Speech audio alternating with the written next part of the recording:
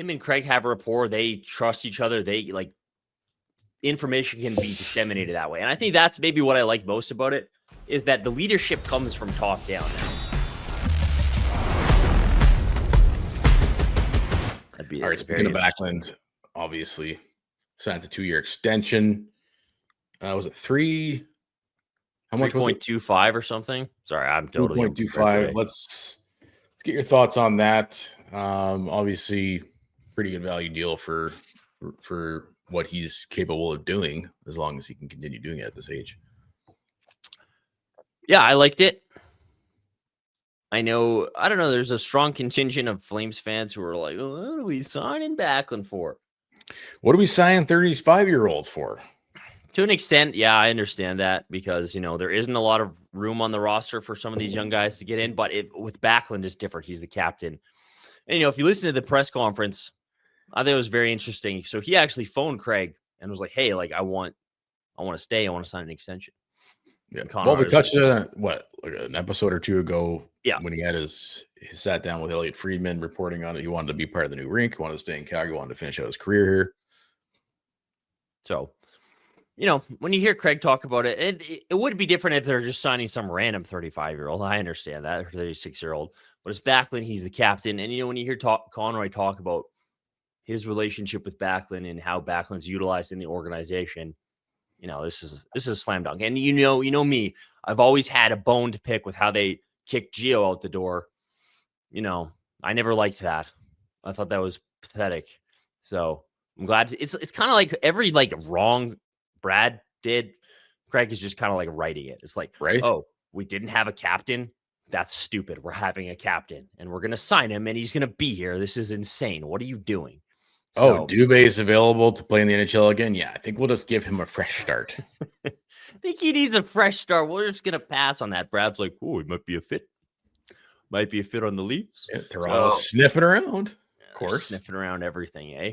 But I like, obviously, I think Backlund is still a great player. He proved it again last year. He's leading the team in almost every single 5-on-5 metric, despite being 36 years old and playing all the brutal, awful, hard minutes against all the best players on every team every single night in Calgary.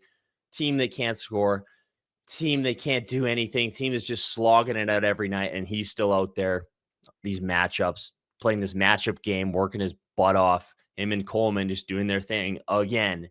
So, maybe now he can, in the next couple of years, he can finally slot as a 3C. Take a break. Well, maybe he can even be a 4C, geez, we don't have to always be just playing this poor guy, 2C all the time and playing him all these hard minutes. But you know what? This is great for the city, great for the team. It'll be cool to see him play in the new rink. And, you hear Craig talk about it. I think it is important, this whole culture, whatever thing, to have some consistency, have a through line, not have guys moving out every year, shipped out every year.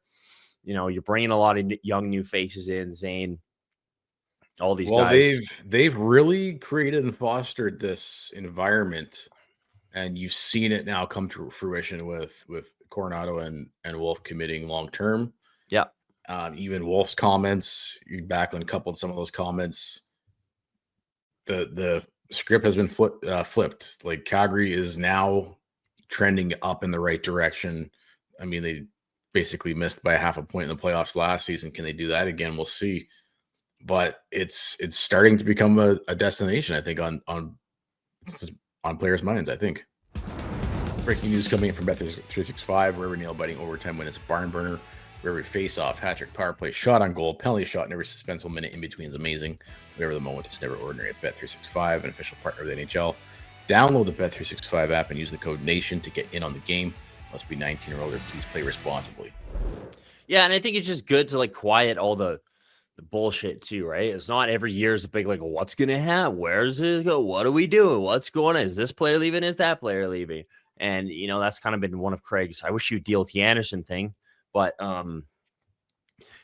obviously, like we said, culture isn't everything, but it's not nothing. And when you can have a guy like this who's been with the team for so long and does what he does for the city and genuinely wants to be here, genuinely wants to be in Calgary, calls the G up, GM up and says, I want to stay here. I think I like what you're building. I believe that this can be a good team for the next 2 to 3 years, and I want to be here. So we've talked about his leadership, qualities in the last few weeks.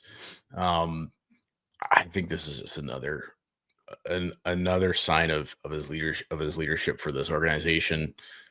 This commitment that he's showing to basically continue to foster that culture where these young guys know exactly what they're stepping into when they get here.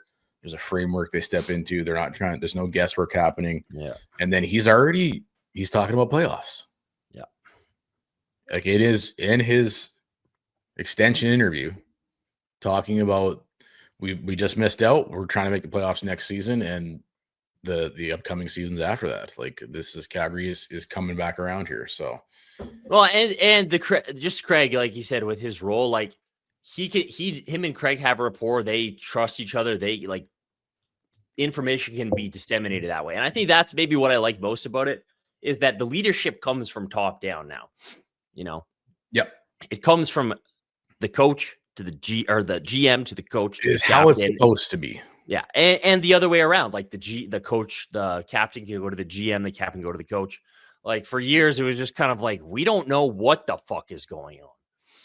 Is Gio? All we know is Sutter hates Tree Living. Tree Living doesn't talk to Gio, and then he kicks him out the door. There's a Lucic is telling Kachuk off. It's just like a fucking mess all the time. So I like that it's all cohesive, and I think it just speaks to Craig is a fucking leader, man. That's why he was a captain in the NHL. That's why he was a captain of this team. He's a leader. He knows how to lead. He knows how to fucking lead. Like, you always, there's a debate about hierarchy, right? Hierarchy can be a problem when people don't have good leadership qualities. We've seen it in our organization. Yeah. And it just creates more confusion and, a sign of disharmony throughout the entire roster. So I agree. I think that, Craig's leadership qualities have really created a hierarchy that is working currently in this organization and hopefully it continues. Hey, buddies. Thanks for watching. We appreciate it. Also, if you could throw in a like and subscribe, it does help us out with what it is we are doing. And check out more at flamesnation.ca.